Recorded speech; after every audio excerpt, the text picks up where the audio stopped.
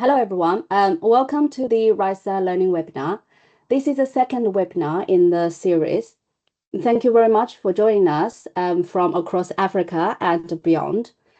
Today, we're going to explore a theme that sits at the heart of our work, from research to impact, driving quality and uptake of research outputs for societal change.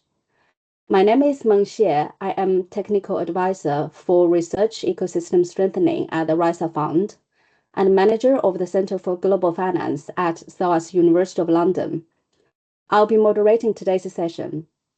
And to our participants, this webinar is a shared learning space.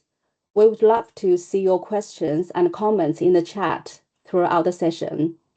So please use the Teams Q&A feature to post your thoughts, and you can also vote on questions that you would like us to prioritize.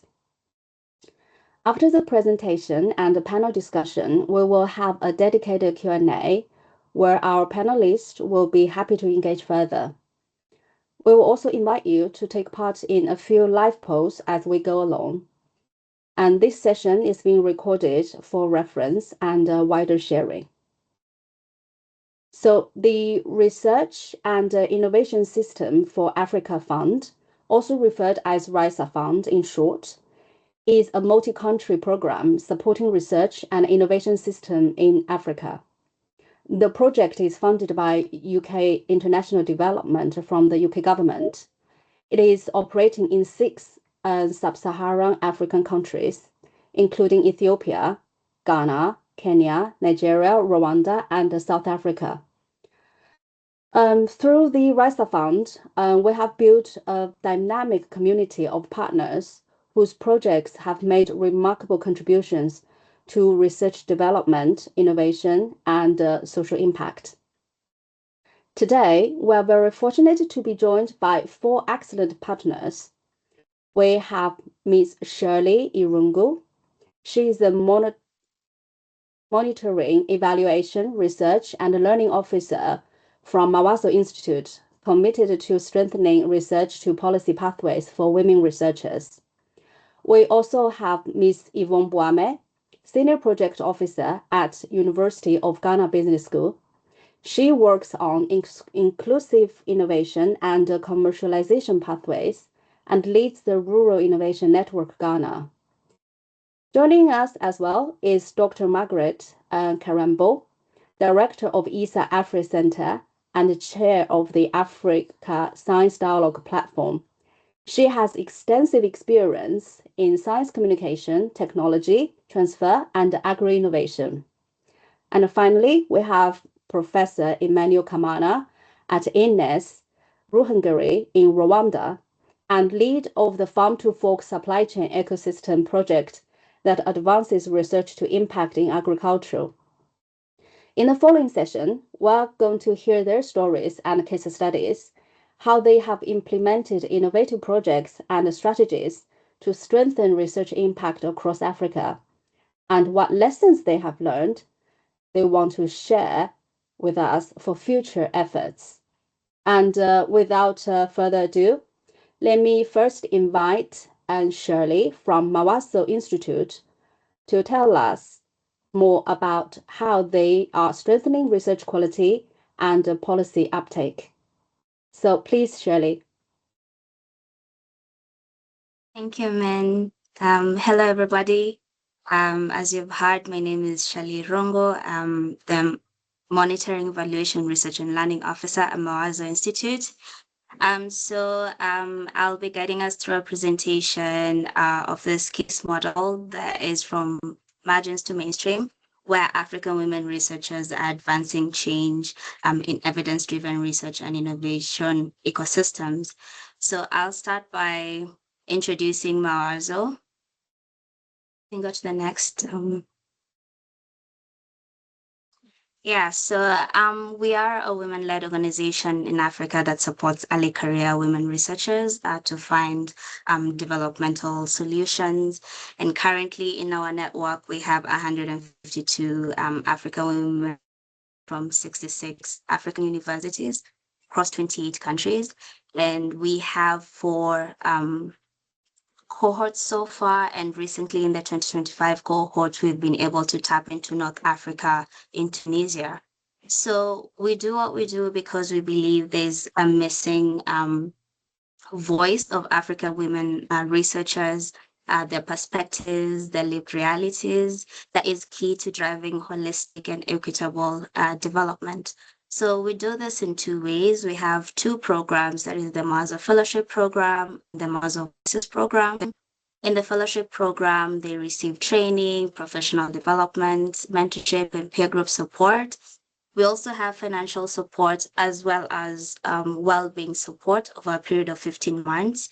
And after that, they're able to transition into the Connect network, where the Mawazo Voices program is able to amplify their impact by enabling them to translate their research into policy, into innovation, and in this way, they're able to gain visibility. They're also able to gain credibility of their voices in shaping conversations and showing the relevance of their research. And in that turn, they're able to also impact and drive evidence-based research. So the next one. The next one.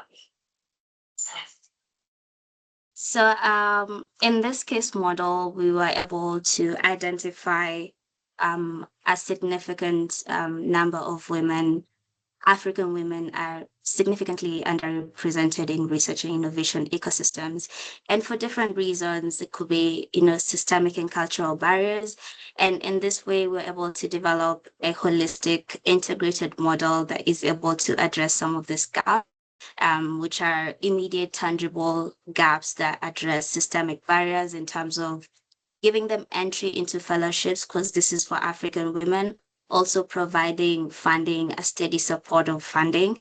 At the same time, we're able to help them advance their research capacity by equipping them with tools, with practical skills, and interdisciplinary approach, and access to networks, to mentorship.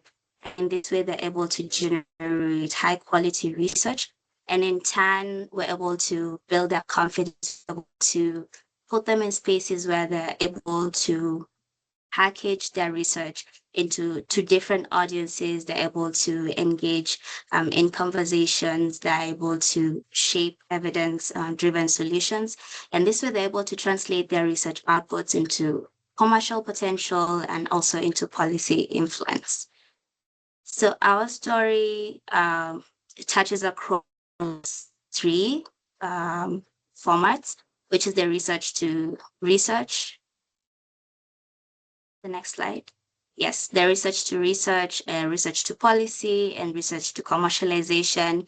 And I have mentioned a little bit about the research to research section, where we noticed a lot of barriers in terms of research infrastructure and being able to access quality supervision. So we help this by providing them with one-on-one mentorship and access to networks where they can find research communities, limited funding, so they don't get funding for like full research funding. So we're able to give them a steady support of funding cycles within the fellowship program and also beyond in the Connect network.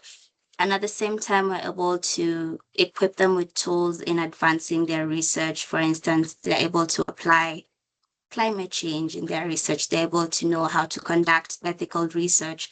They're able to involve the communities in participatory action research.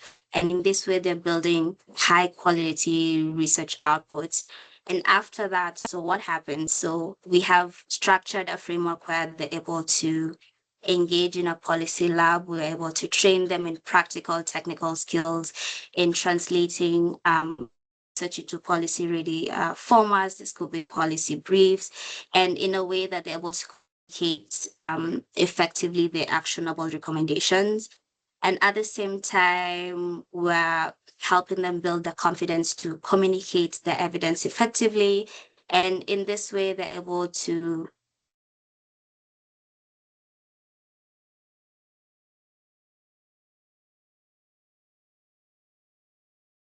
Oh, Shirley is frozen a little bit. Let's see if we can bring her back.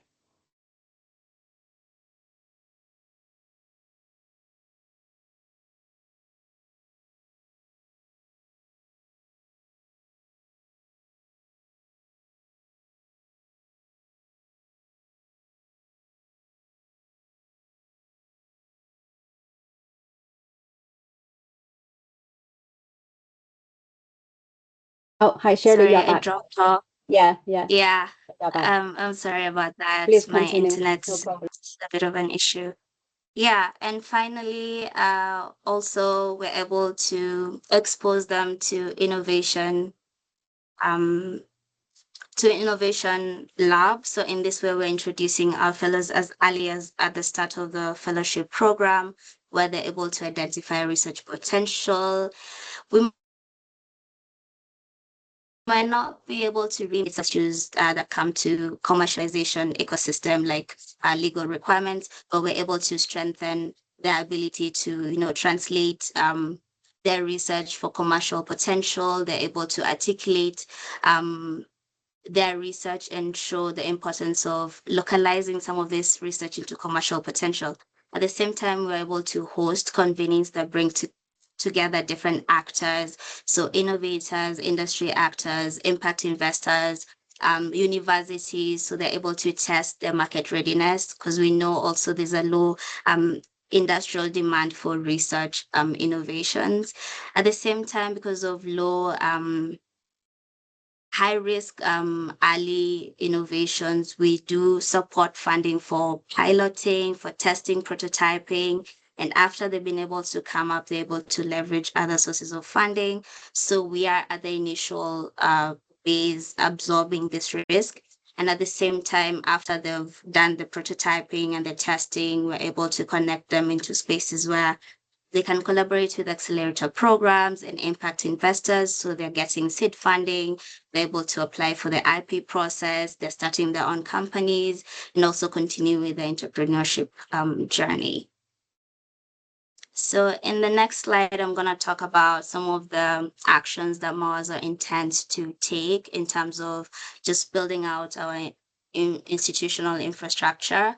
So already we have a model that we are working with, the Mawazo model. So we've had a lot of potential with our communities of practice, and the point now is to scale it further. We've realized with communities of practice, they're engaging pre-PhD African women, so in their undergraduate and their masters. And in this way, we are helping them build their confidence and they're increasing their retention. So there's a steady supply of African women researchers where we're not just impacting directly the women in their PhD, but also there's a trickle down effect, the whole ecosystem. At the same time, we're improving our infrastructure by co-creating and adopting this model with universities. Some of the courses that we are providing are not really readily available in academic settings. So we are hoping to co-create some of these courses, also co-create with our alumni at the same time.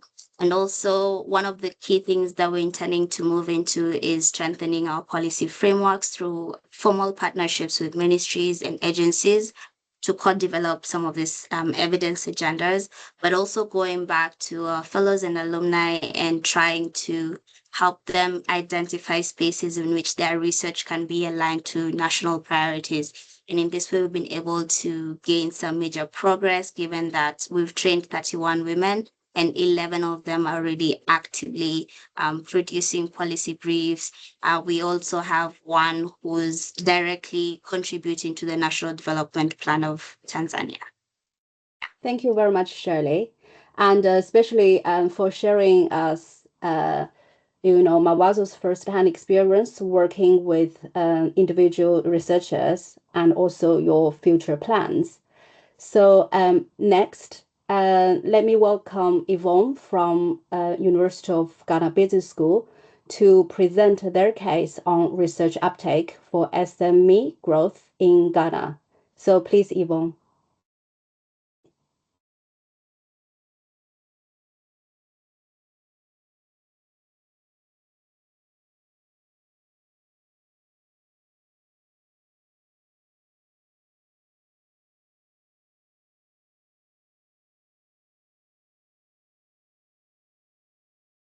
So I think we also lost. I hope you can all hear Hi, Yvonne. me. Sorry, we can't see your Can you hear me? slides. We can hear you, but we can't see your slides. Let me just Yeah. Oh, yeah, we could see your slides just now.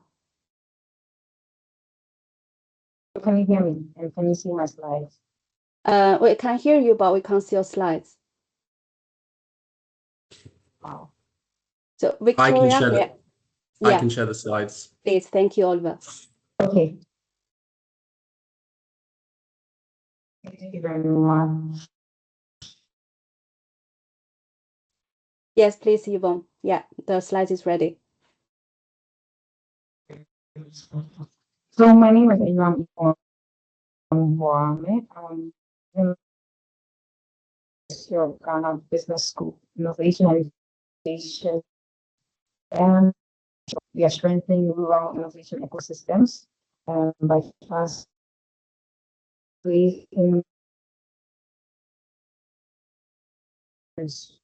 real. Sorry, Yvonne. Sorry, Yvonne. Your voice a little bit broken.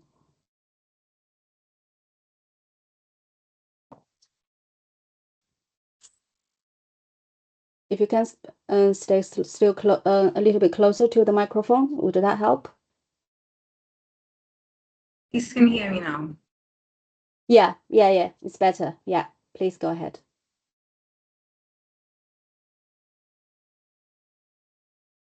Is it better now? Yeah, it's better now. Yeah, it's very clear. Yeah, please go ahead. Okay, sorry about that. Insights are strengthening rural innovation ecosystems from translating research, real community impact.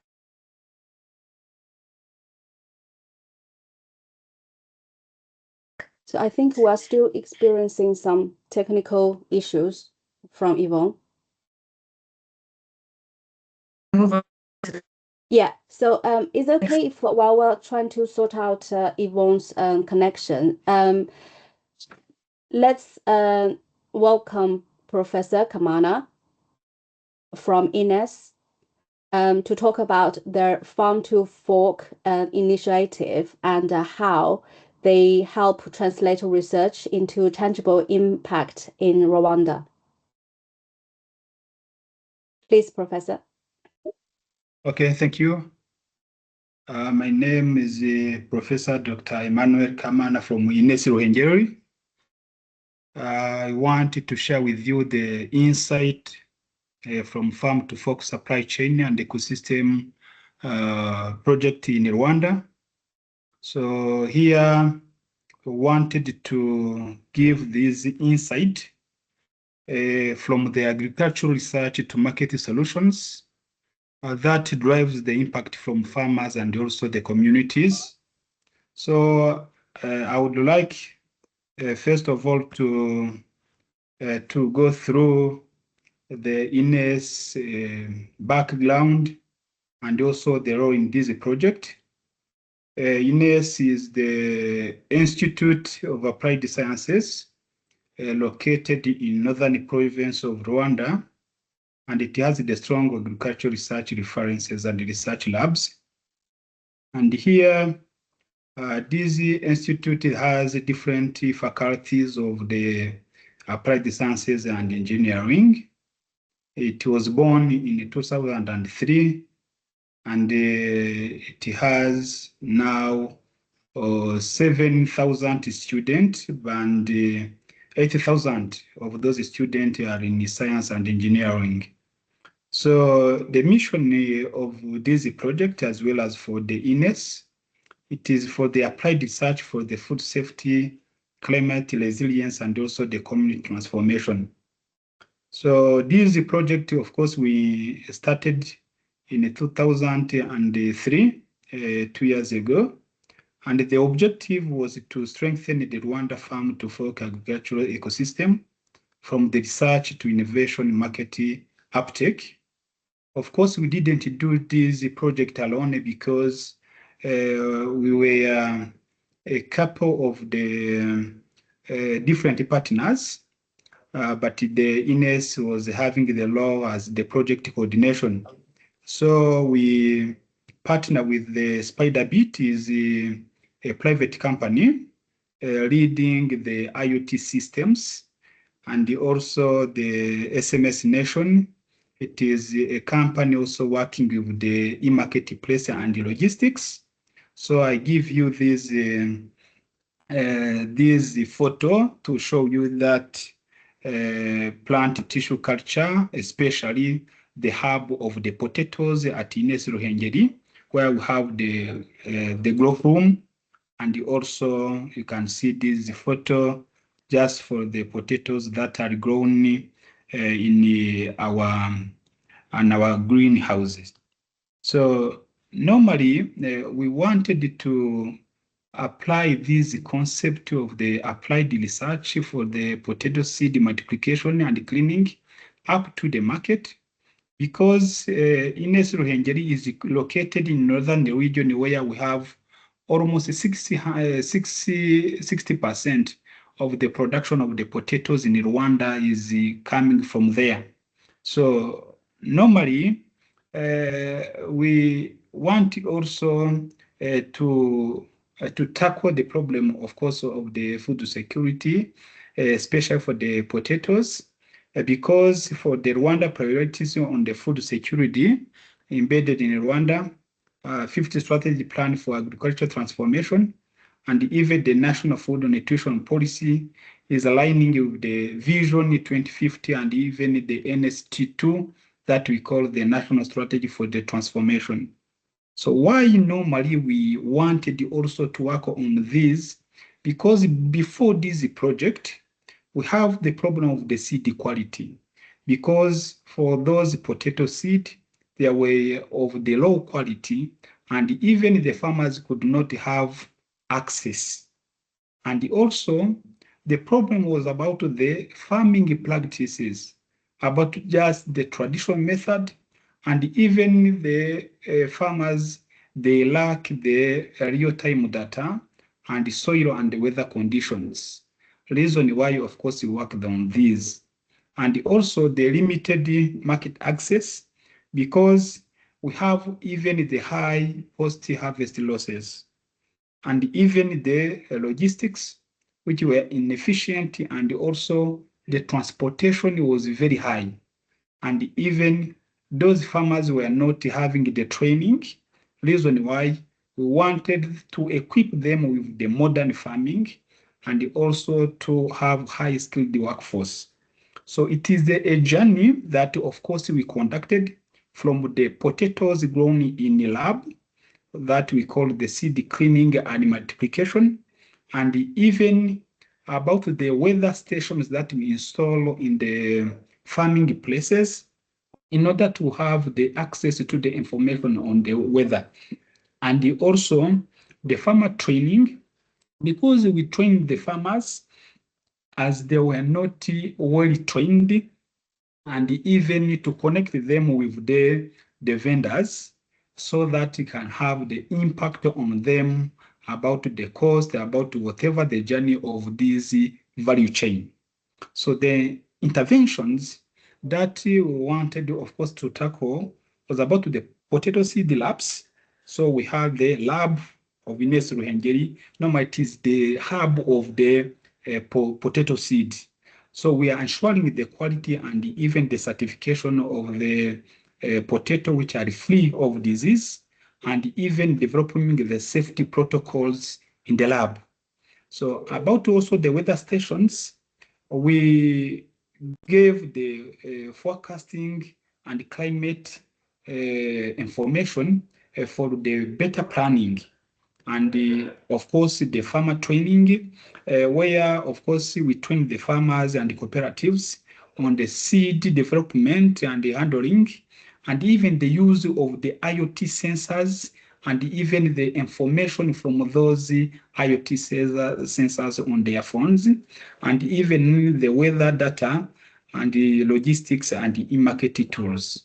So lastly, of course, we aim to provide to the farmers the commercialization through the development of the prototype that we call one basket platform, and also with the transportation means where the long miles we use the heavy trucks But for those local, especially in the town, like in Kigali, we use the e-vehicles, the three-wheeler vehicles, so that the last consumers can get access easily. We have been able to train more farmers, above 1,000 farmers, including the vendors, the drivers in the agricultural value chain and the modern techniques. And the good thing of them is that we train 65% were the female, while 35% were the males. So that is very good, because even when you are seeing the way the agriculture is done here in Rwanda, it is in the same range, because the females, they are more than males. And also, we improve the farm knowledge adoption, of course, leading to the basic practices. So, of course, this project was done because we have the equipment from the RISA fund. So I can give you just the image here, where we have like a rotary evaporator, but we have different instruments that we used for the quality assessment and even for the seed. So this is an example, but we have so many. We have this rotary evaporator. We have also other the water as the water systems, pumps. We have autoclaves. So we have different instruments, of course, that this project help in. We are able also to produce 94,500 potato plantlets. And you can think that this is few, but it is not, because it's what we have produced for the first project, and even the second one, we produced the other. But this one, for the whole value chain, it is very big, because this potato seed plantlet, it gives the basic seed, while also producing later the basic seed and also the certified seed up to the potato to be commercialized. So which means that those ones are crucial, because it is the backbone of the whole production of the potato seedlings. So, yeah. Professor, could you please wrap around in 1 minute, please? Yes, yes. Yes, I am almost on the last slide. So we are also implementing the data on the soil information and the weather conditions, and also the weather forecast, and in order to reduce the losses of the turtles. And also we are able to install different devices. You can see the devices installed in the soil, and also outside the window, and also the e-marketplace for the last miles. So for the contribution and the lesson that we can learn from there, the INES lab provided enough seed of quality, and also the weather stations, and the farm training through this project. You can see the images of different stakeholders, and also the commercialization to bridge, of course, the translation from the farm up to the market, by avoiding also the middleman, because they are the ones that hinder the cost effectiveness. We are also able to collaborate with the government, private sector, and tech innovators to accelerate the research uptake and the sustainability. So, okay, this is the last slide that we know we acknowledge the RISA fund, because without this aid, you couldn't reach this milestone, and also the farmers, cooperative policymakers, and tech innovators, through even the Ministry of Agriculture, private sectors, partners, Rwanda Agriculture Board, National Institute of Statistics of Rwanda, Uptake, Rugaga, and even the other stakeholders that we cooperated during this project. Okay, thank you for your kind attention. Thank you so much, Professor, and thank you for sharing INES' journey of moving ideas from labs to markets. So next, let me invite Dr. Margaret Karembu from ISAAA-AfriCenter to talk about their approach to shaping frameworks and policies for scaling research and innovation. Thank you. Thank you very much, Meng. I hope you can see my screen. Can you? Not at the moment. Okay, let me try it again.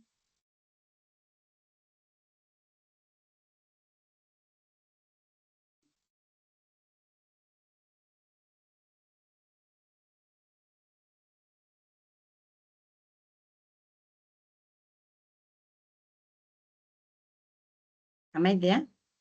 It's not the presentation page. Not it's yet. the yeah. Okay, It's not the slides yet.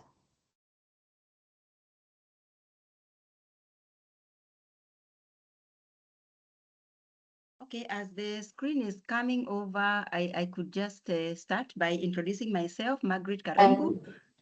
Margaret, let me ask if Victoria or Oliver can share from their end the slides. Or are you sharing, Margaret? Because the window, I don't know why the window is not giving me the opportunity to share. Okay, Oliver and Victoria, is it possible to share from your end? Here, it's still giving me the screen. Yeah, it's not the right screen. Yeah, unfortunately, yeah. Yes, so I was just saying that for the benefit of the participants, Margaret Karembu, I work for an organization called ISAAA-AfriCenter, and our main mandate or goal has been sharing knowledge on all aspects of modern biotechnology. And we do that through three strategic pillars. We inform by providing timely, relevant, and factual information on biosciences. We inspire by building confidence for informed decision-making and choices. And we also do transform through accelerating uptake of bio-innovations for food secure Africa. So our approach has been through the systems thinking approach that tries to break the silos and nurture partnerships that exist in the bioscience space. Is the slide now up?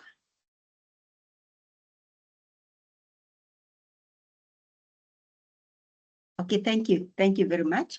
And what we have been doing is we've been in existence for the last 30 years, and we've been a trusted partner in the science, research, and innovation ecosystem where we work with both public and private sectors with a vision that by 2030, we'll have significantly contributed to the Africa's bioeconomy for improved livelihoods and planetary health. We believe that a vibrant economy will enable Africa to leapfrog traditional development pathways where science, technology, and innovation is at the helm of this. So enabling policies, effective communication, and strategic research investments will provide the structure and clarity, de-risk investment, and catalyze impact.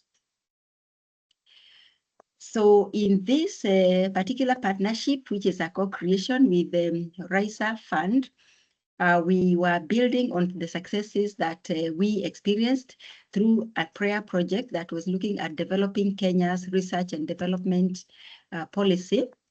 And the policy, during the process, we identified 3 gaps. One of them is the inadequate funding for research and development, inadequate capacities, and a lack of inclusivity.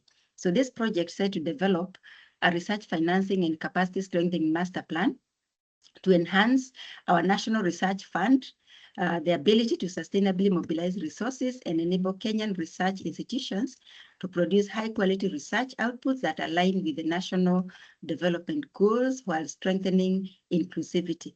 Let me, at this juncture, recognize and appreciate the partnership we have had with the National Research Fund, which is one of the government agencies that is mainly in charge of mobilizing and disseminating research findings, research funds.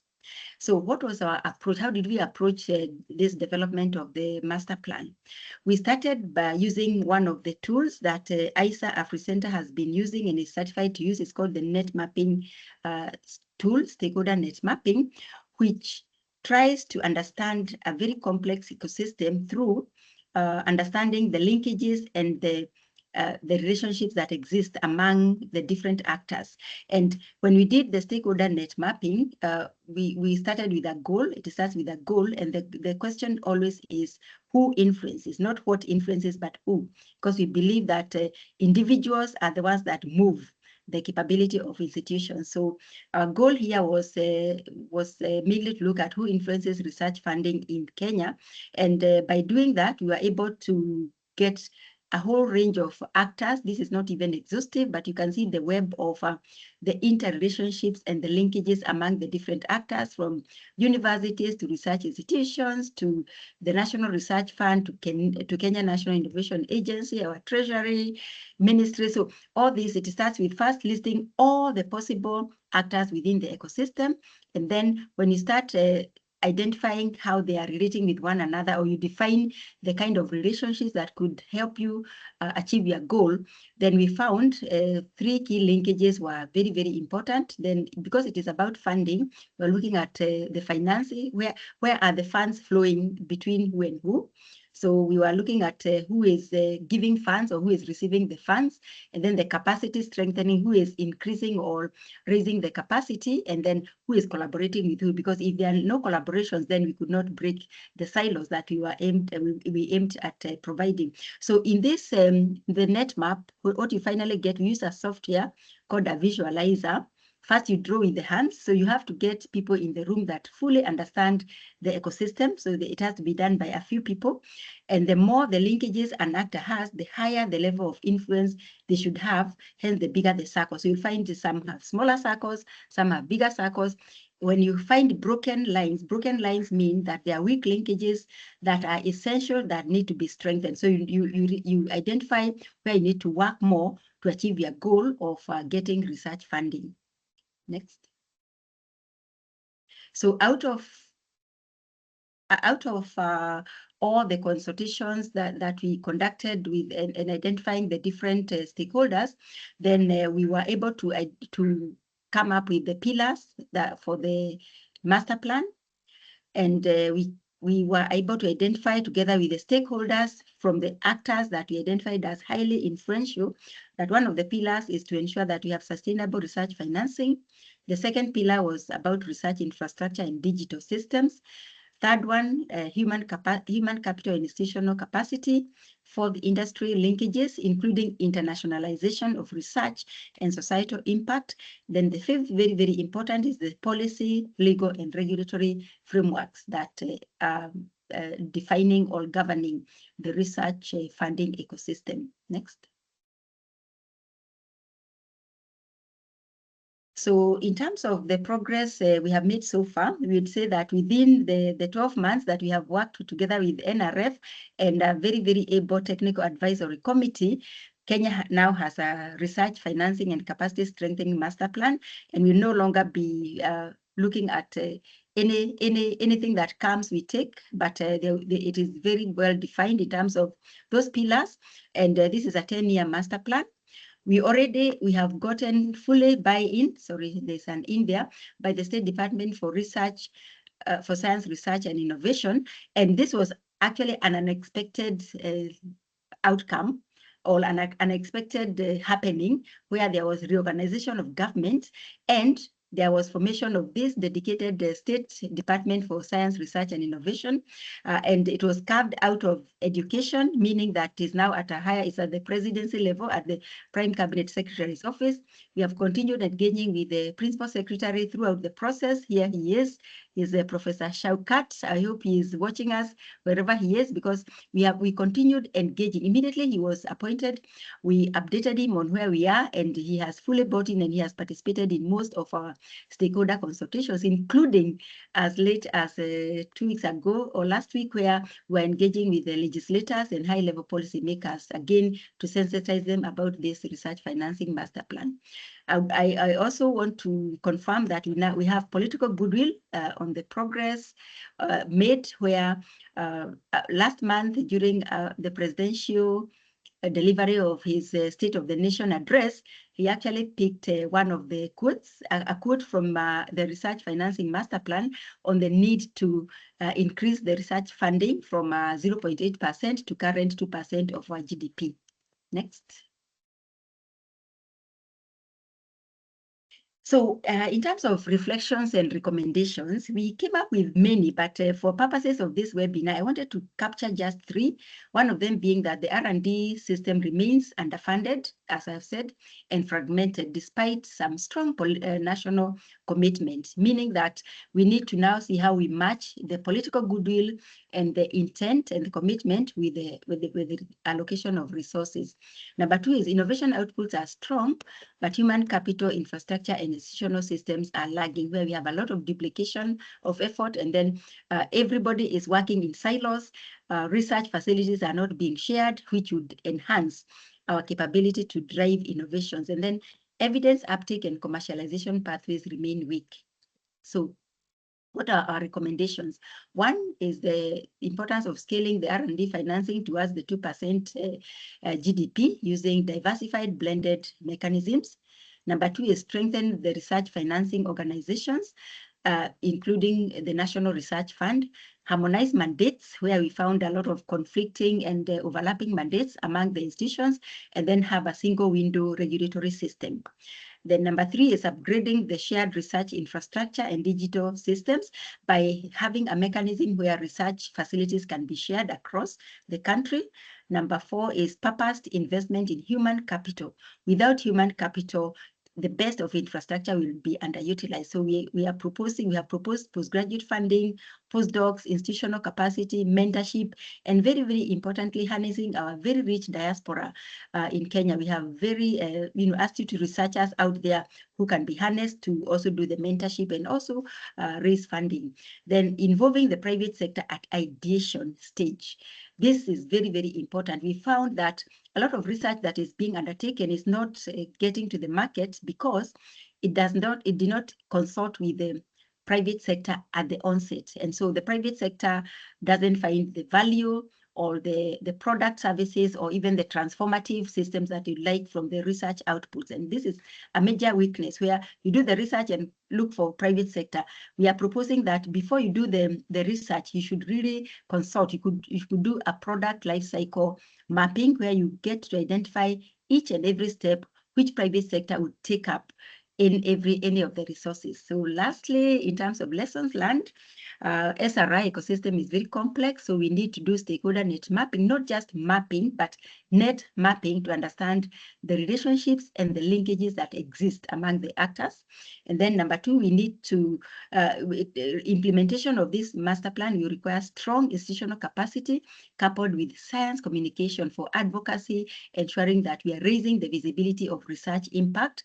And this would enhance political buy-in, and then of course including inclusive engagement, true inclusive engagement to guide identification of national priorities, where we are proposing researching with them, not for them.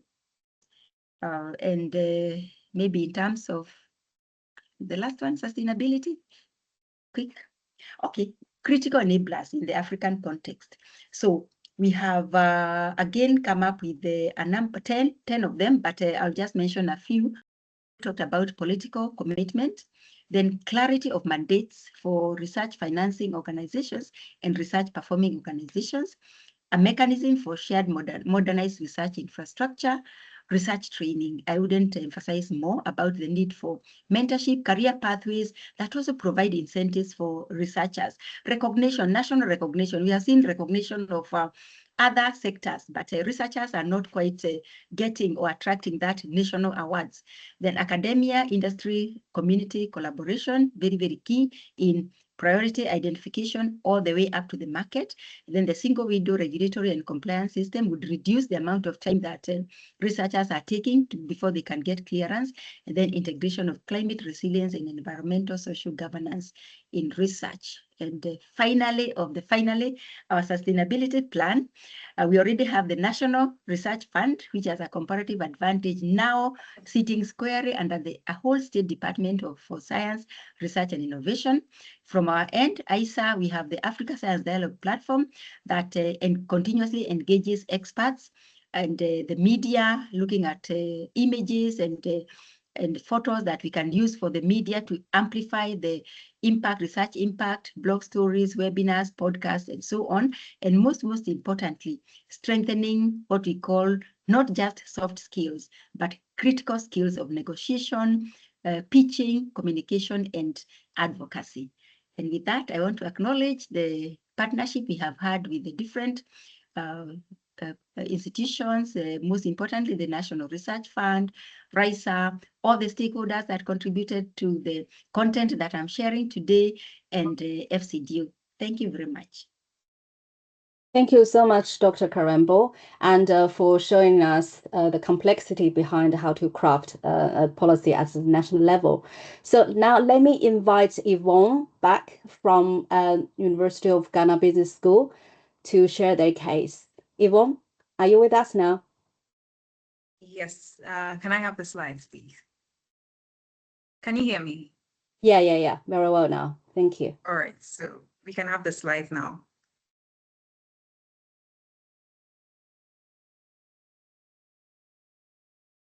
All right, great. Apologies for the network issues here.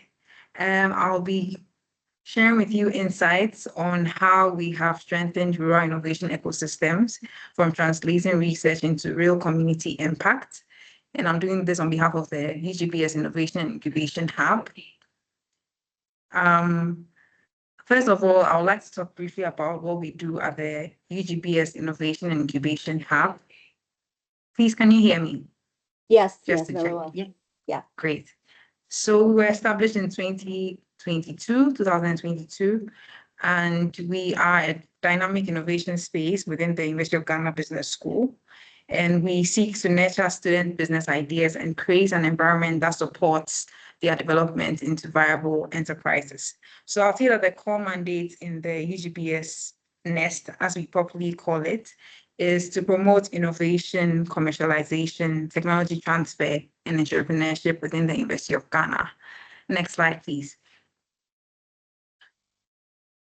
So we've worked with various agencies, we've worked with various corporations, but on the RISA Fund project, we have the BRINC project, and the BRINC stands for Bridging the Research Innovation Industry Assimilation Gap through Technology Capacity Building in Rural Ghana. So if you see from the title, the focus was on how we could impact communities in Ghana. In phase one, we partnered with the Dairy Research Improvement and Innovation Consortium at the University of Ghana, popularly known as DRINC. We also worked with the Ghana Enterprise Agency's business advisory centers across the communities. In the first phase, we partnered with these agencies or institutions to do a training needs assessment in the various communities we identified. And then we moved on to transfer the technology. The transfer of the technology was more related to food innovations. And so food innovation from the food science department and DRINC are what we decided to work on in these communities. And so initially in phase one, there were 6 communities. And from these 6 communities, we then had 60 participants from each of these selected communities. So we transferred the technology, we helped them with capacity building. In phase 2, we moved on to now, we saw in phase 1 that things were, they had adopted the innovations, but how could we help them better? And so we moved on to help them with maker spaces and equipment that they could use to advance what we had taught them. Unfortunately, we couldn't have maker space or equipment for each of the 6 communities. Also in this phase, we partnered with the University for Development Studies in Northern Ghana and the Tropical Agri-Foods to provide them with a maker space in Jana, where they were processing cereal.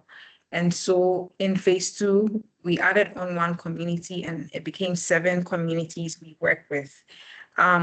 Eventually, we provided 4 maker spaces. And then we also help them with product certification. How do they now move from, the innovations that we've transferred, how do they move to product certification so that it's more credible in the market? We also taught them the cooperative model where we wanted them to come together as individuals and not just work in silos. And so we introduced to them the cooperative model where they come together and produce one product We also taught them market access related activities, so branding, how to place your product, and then investor case matching. That is moving them from the stage where they can also be investor ready.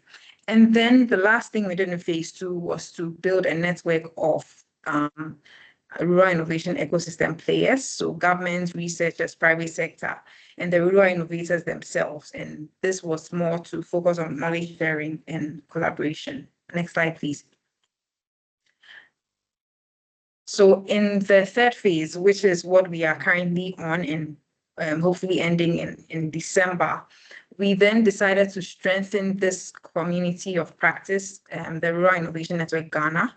We also decided to scale research commercialization efforts to see how we could incorporate the bioinnovation sector into what had already gone on.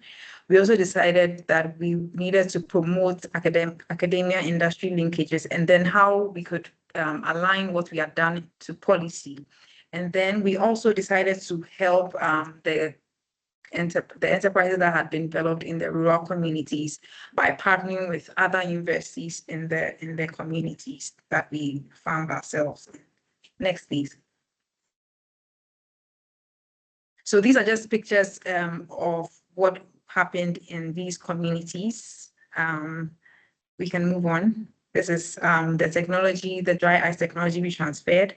We also helped to improve the quality of oil palm, how they could turn their tomatoes into tomato powder and puree, how to produce juices, dairy products, and all of that. And then, like I said, in Ghana, we provided them with the maker space, which was in phase 2, and then that was handed over in phase 3. Now, by way of key outputs, I'll say that over 380 rural entrepreneurs were trained. And from training, we moved on to help them with market access and certification pathways. 7 food processing innovations were transferred. Improved product quality, that is better taste, longer shelf life, which was the main aim of the food innovations. And then strengthening of the cooperative system, where we encourage them not to work as individuals, but to come together so that they could be more investor ready. And then we launched the community of practice, which is the Rural Innovation Network Ghana. Then we provided mentorship, follow-up clinics, and investor linkages. And then the maker spaces that we decided to also introduce. By way of key outcomes, we realized that there was increased innovation adoption. Initially, it felt like the communities were at different levels of adoption, but we then realized later that innovation adoption had increased. The innovation ecosystems across the 7 communities were also strengthened. And then we improved the business performance of rural enterprises, because we got feedback from some communities that now their clients say that their products are more tasty and are more, they last longer. And then greater collaboration between researchers and the rural actors, and I must say, including industry as well. Next slide, please. So how did the BRING project translate university research and technology into practical solutions? May I kindly ask to summarize in 1 minute, please? Okay. So maybe I'll end. Okay. So first of all, we identified the research. Then we did a community needs assessment. Then we did the technology transfer. Then the enterprise development and market linkages. Then ecosystem building, and then policy alignment and sustainability mechanisms. Can we move on? Maybe I'll just wrap up quickly. Maybe next slide, please. Next slide again. Okay, so just some reflections and conclusions. We would say that through this project, there's been a creation of a pathway for research findings to be translated into the communities, and which then feeds into policy making. We are currently at the stage where we are trying to align what we've done into the policy, and by developments of draft policy briefs, And recently we had a conference where we had a few of the government agencies come around, where we were able to show them what we did under this project. And we've also strengthened institutional capacity across the higher education institutions that we partnered with. We've worked with chiefs and queen mothers in the communities. We've partnered with other universities within the communities. We've also worked with other consultants, and the Ghana Enterprise Agency Business Advisory Centers have really been of great help.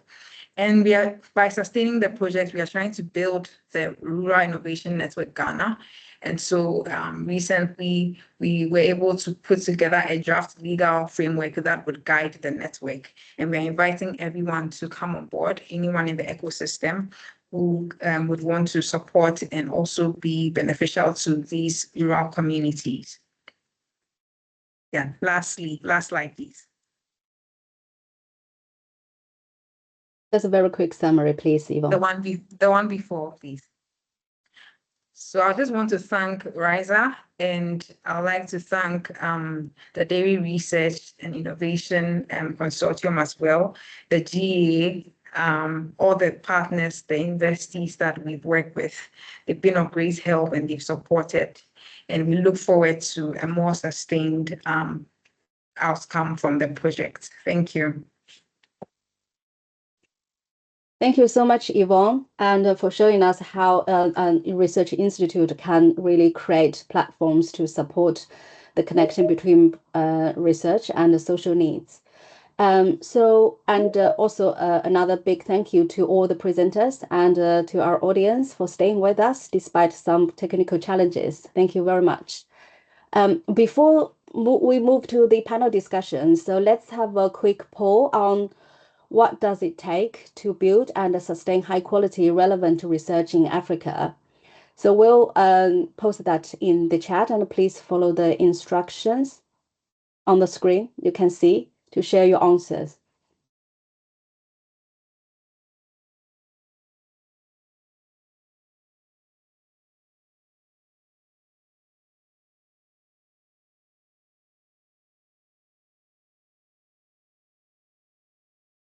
Thank you. Thank you very much for your answers. And in the following panel discussion, we will dive into those aspects by focusing on 4 key themes related to research quality, relevance, uptake, and sustainability. And I would like to invite our panelists back for a quick discussion. So,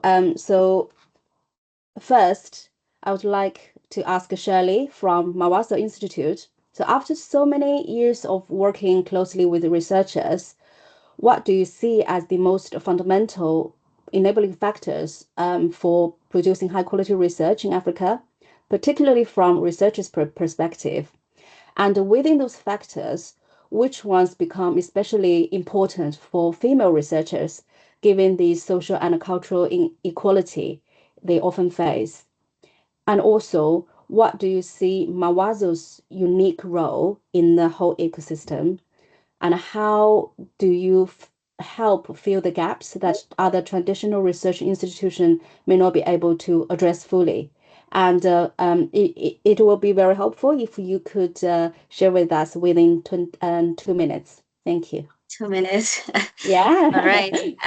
I'll try my best.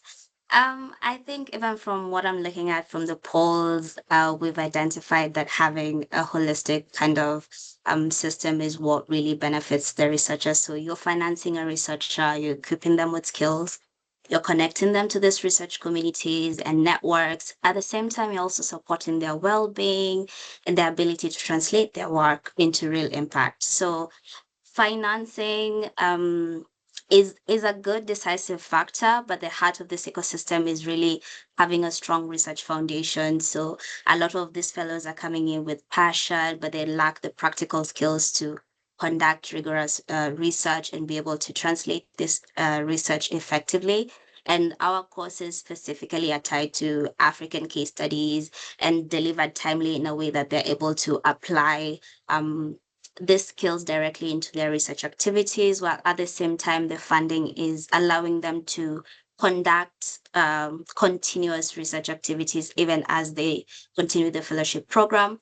But skills alone and funding alone is not enough, and maybe mostly importantly is just pushing them into spaces where like they can access communities. I think we've discovered that a lot of researchers, especially women, they're very isolated. Even in the institutions, they have unresponsive supervisors, poor quality supervision, and they struggle to find collaborators to, move into interdisciplinary approaches.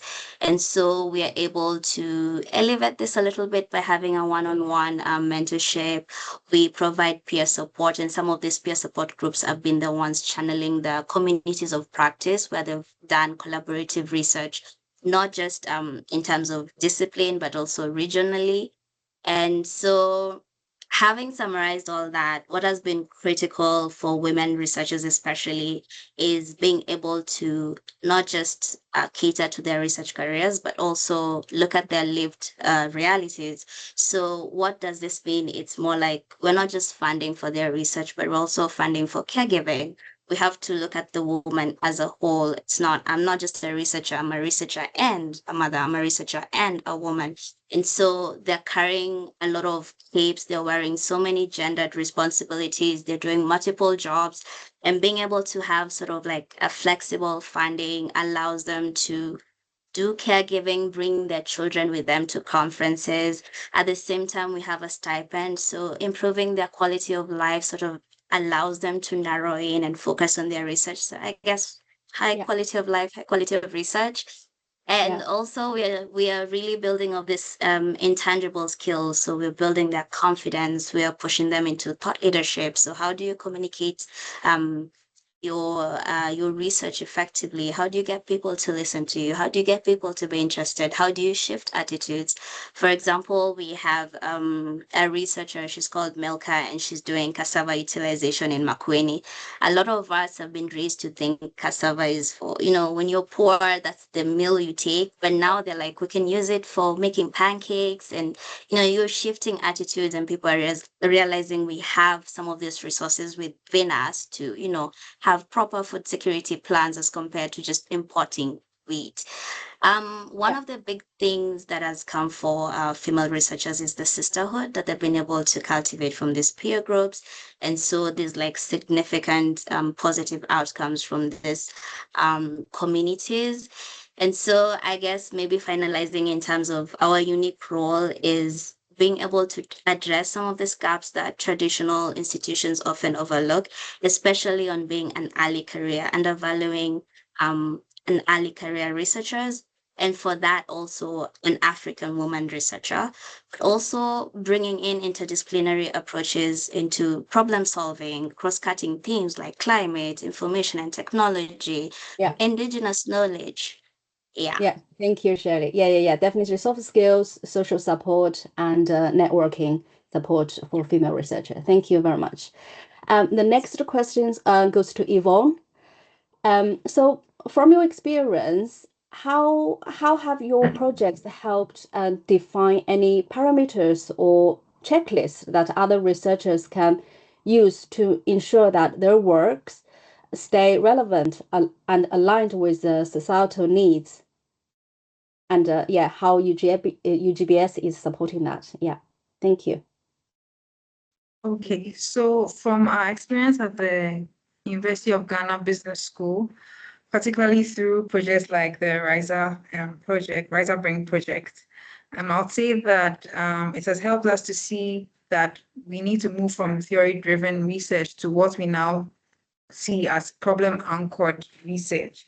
So I'll say that in practical terms, some of the key parameters that can help ensure relevance when it comes to research and all of that is having early community and industry engagement before your proposals are even finalized, making sure that whatever you are researching on has some community relevance, and also clear identification of a defined social or economic problem, not just a research gap.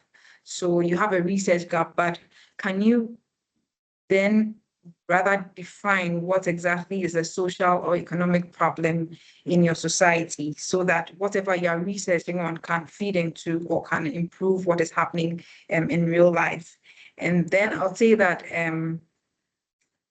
built-in pathways for piloting, testing, adoption. So not just publication, but then can you have built-in pathways that you can use to pilot what you are researching on? You need to test it. You need to be able to make sure that there is some level of adoption, not just interested in publication. I'll say that lastly, make sure that whatever it is you are researching on is in alignment with national development priorities. So areas of agribusiness, digital inclusion, climate smart solutions, things that are relevant to the society and national development. So these are some parameters. It's not a rigid list, but these are things that I think we can ask ourselves: who will use this? How will they benefit? How will they be sustained? I think that is it. Yeah. Perfect. Thank you so much, Yvonne. Yes, definitely like community driven and some pre-research before you start a full research to align with national priorities as well. Thank you. So time for the second poll today. So in your context, what's the biggest barrier to translating research outputs into impact? Would you like to hear from you? What's your thought on this? And as we answer the question, let's hear from Professor Kamana. So through your project, we can see the whole process by which researchers, they crafted an idea into research and then move it into the practical solution. So what mechanisms, incentives, and partnerships or other factors you think essential to ensure this is a smooth flow from stage number 1 to the final impact? Yeah, Professor. Okay, thank you very much. So this project Farm to Fork Supply Chain and Ecosystem in Rwanda is really a convincing example that a creative research idea can involve rigorous investigation into practicals and also giving the impactful solutions. So which means that ensuring a smooth flow, as you are saying, the initial idea to the final impact, it is requiring the combination of all well-structured institutional infrastructure, effective management systems, and even strong partnerships, and even the incentives. So normally talking about the infrastructure, so at INES-Ruhengeri, we have the integration of the research, education, and community outreach within the institution. Of course, it is a conducive environment where the ideas can be developed, can be tested, and even transferred. So, which means that when I give the example, like when we have these real-time data collection through soil sensors, meteorological stations, they are enabling the responsive management decisions, which is very crucial in a dynamic agriculture environment. So, which means that normally without those systems, it means that the innovations risk remain theoretical and can be just disconnected from the realities faced by the farmers. So talking a little bit also about the incentives and the partnerships, it is very crucial because the incentives that can be directly benefited from the users, the end users, who I mean the farmers. So here, the training that increases the yield, reduces the post-harvest losses, they are improving the market access that motivated the farmers to adopt also the new technologies and also practices. And also the social incentives, such as empowering the women and youth that I have shown that it is between 65 and also 35, where we have women in a large quantity. So it means that normally this partnership brings strength. So in the farm to fork, the collaboration between the INES and the local farmers and the government agencies and the private sectors, so it gives access to the flow, to the market access efficiently. And also I can say that With those examples, the partnership with the technological providers facilitate the access to the digital tools with the digital also advisories, so it can help the farmers to be informed in order to have to take the decisions. Lastly, I can say that because you tell me to give the step-step examples. So here the case study example is normally it is improving the potato seed quality and the market linkage, because in this research we have identified the problems with the poor quality seed, where limiting, of course, the yield and also the post-harvest losses. And is where, of course, we develop the improved seed production, where we use the plot, of course, with the team protocols to develop the potato seed, potato seed. And also the deployment of the sensors that I have shown you, so that the farmers can have the information on the soil sensors, the soil, and also the weather forecast, and also to strengthen the market linkages between the farmers and also to the market, to the Thank buyers. You very much, Thank Professor. I think the internet is also playing up a little bit. So the last question.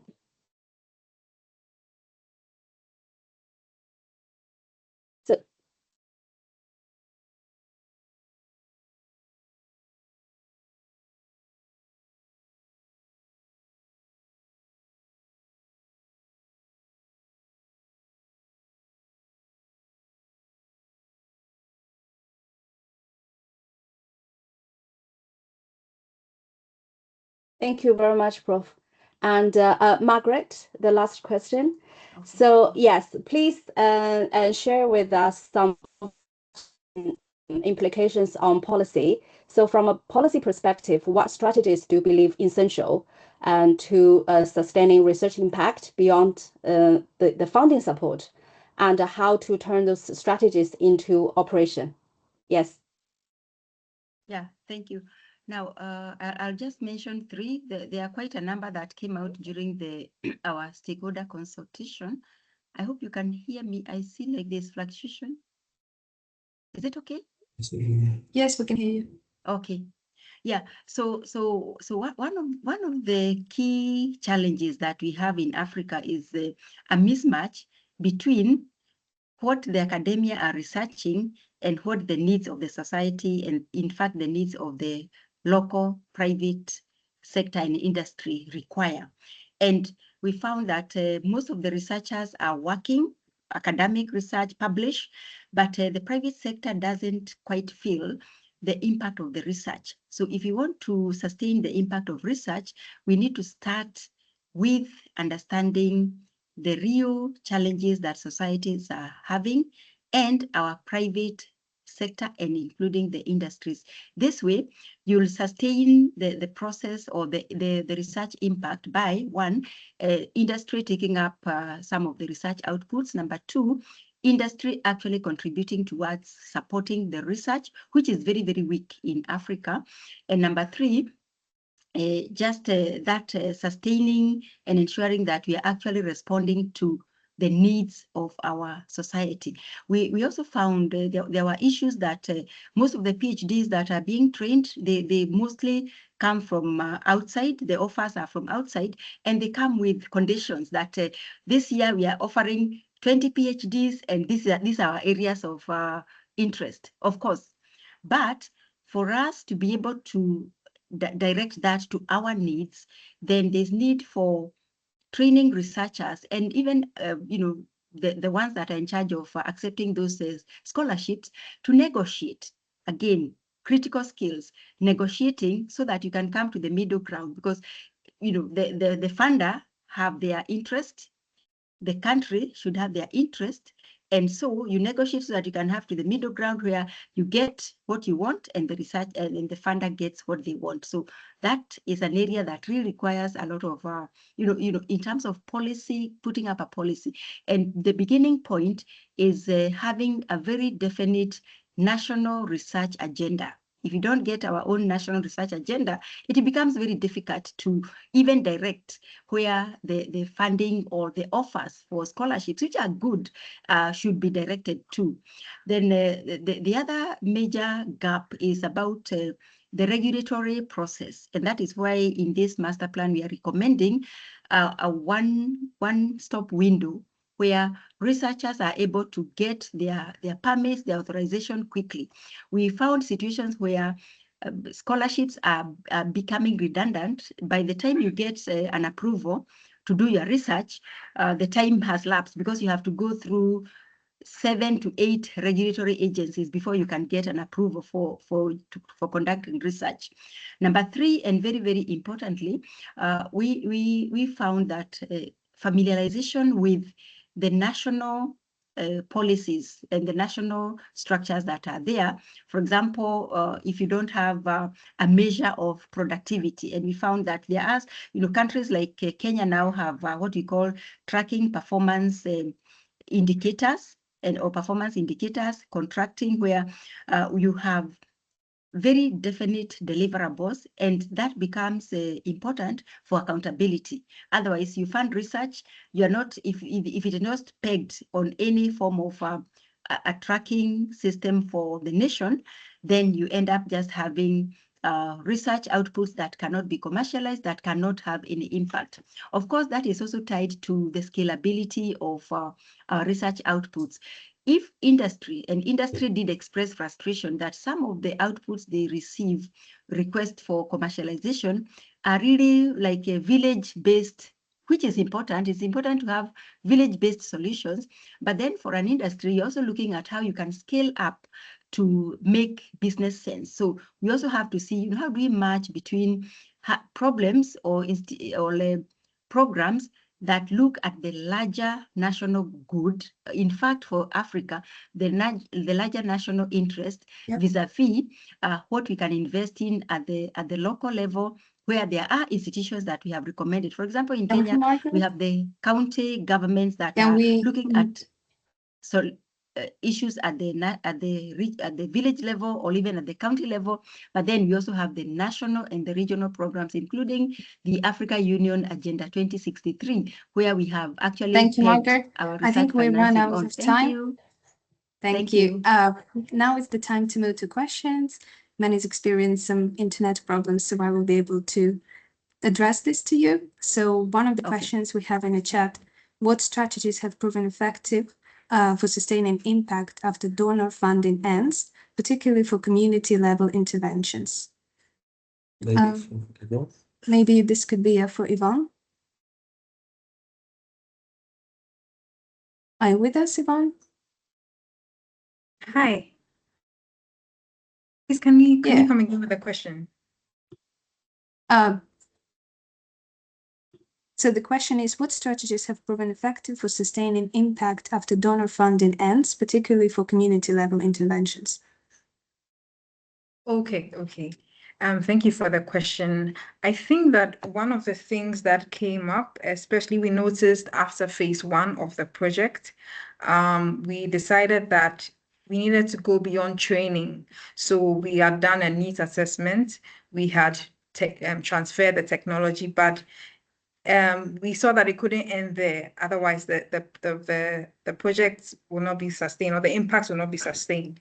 And so we moved on to then, with the help of RISA, provide maker spaces for them. But then again, RISA was in it. So we saw that in sustaining what had been started, we needed to form a network where the support for the communities would be ongoing. And that's where we have the Rural Innovation Network Ghana, which is a structured knowledge sharing platform and collaborative platform where we are trying to bring on board all government agencies, universities, private sector, the researchers themselves, the academic institutions, and the rural innovators themselves, so that they can share knowledge, they can also support. So depending on expertise of stakeholders within this network, we can all help and support each other in the various fields. So I think that is one major strategy that we have employed. Also with strengthening the certification and branding pathways, because we realized that the communities didn't have a lot of that in terms of how to improve their product. So now most of the communities have gone forward on their own to brand their products, and they have also gone ahead to certify their own products with our facilitation though, but at least we've led them to the certification or regulatory body, but we've left them to also go ahead and make their own inquiries. Maybe lastly, I'll say that one of the main strategies was also to put them in cooperatives or the group formation. So a lot of them were working individually. In fact, when they came for the training, it was mainly on an individual basis. But we decided that every community should have, all those who went through the training should form a cooperative. And we realized that the cooperative model works because then investors are not willing to work with individuals. They like to work with the cooperatives or an association of people who are championing the same thing or the same product. And so we encourage them to form this cooperative. We help them to formalize it, to register it, so that they now become an entity on their own. And then when it comes to even orders. Hello. Can we move on to another question? Okay. Thank you. Okay, sure. Thank you. I guess this one might be for Shirley. What do you measure? How do you measure real world impact, especially when change happens slowly or indirectly?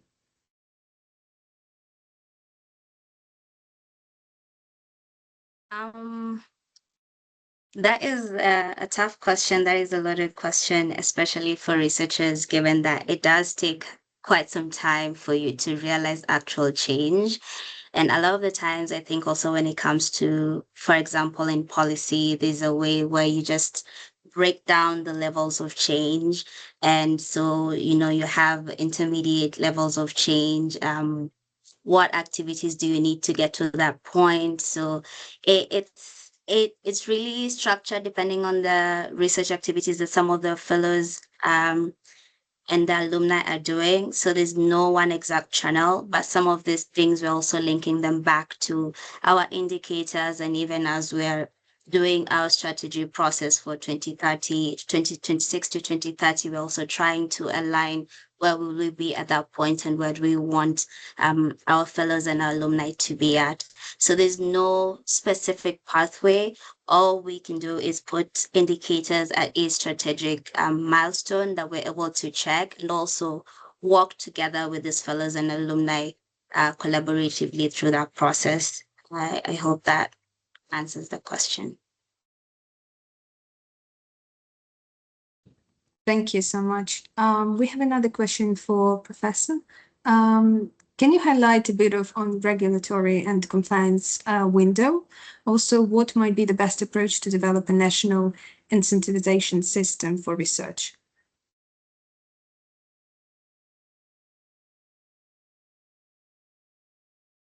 Prof, you are muted. Your microphone is muted, Prof. Yeah. Okay, sorry. So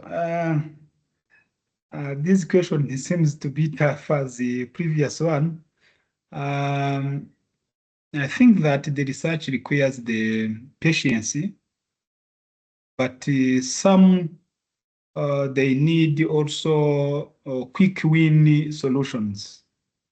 So in such way that when we saw this even ISAAA fund as example, it put us under pressure, but because of even the milestone to be achieved, and even the reporting system, the way it is, because some of the project, especially those projects for impact, normally they last longer, like 5 years.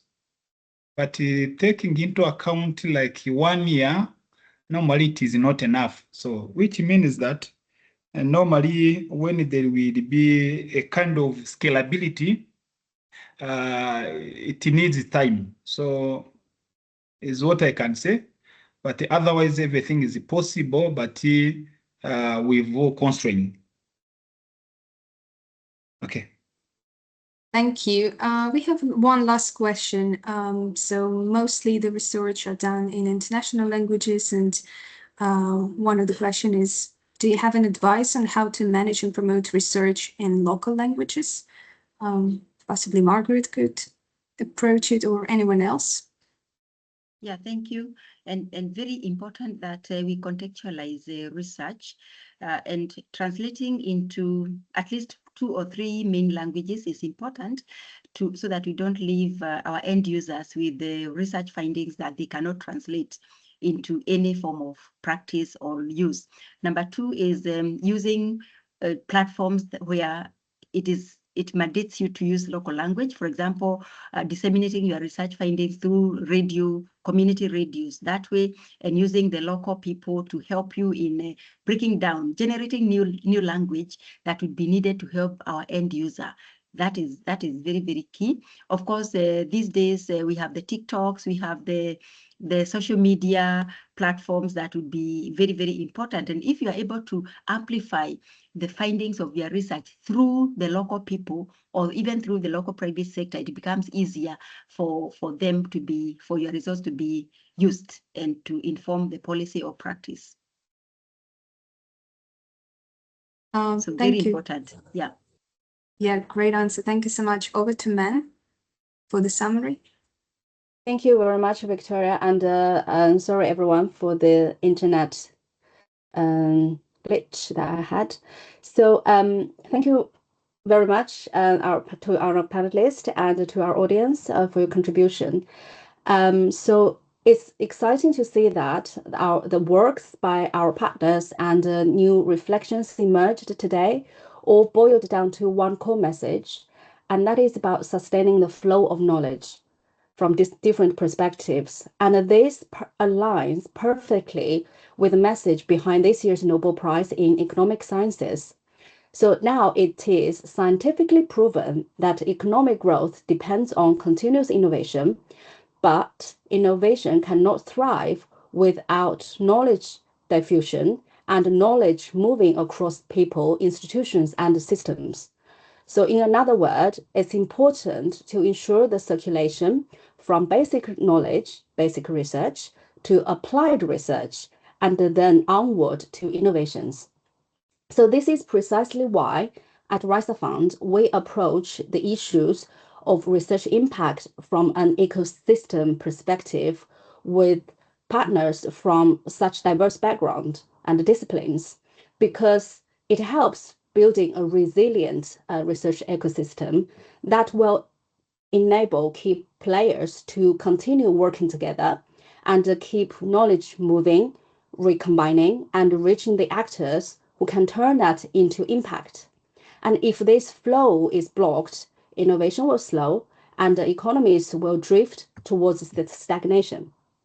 And today, we have discussed the benefits of strengthening such knowledge circulation, and we heard concrete examples of innovative practice in terms of translating applied research into real outcomes. A valuable next step would be to deepen the understanding of the pathways between basic research and applied research to further support this flow of knowledge in Africa. So due to the time constraint, so I would love to invite our panelists to highlight some key takeaways in our note and that we can share with our audience after the webinar today. And now I would like to invite Shirley, Research and Innovation Technical Lead at RISA Fund, to share some important updates. Over to you, Shirley. Thank you very much, Meng. And also, once again, thank you to all the speakers. We have been listening very attentively.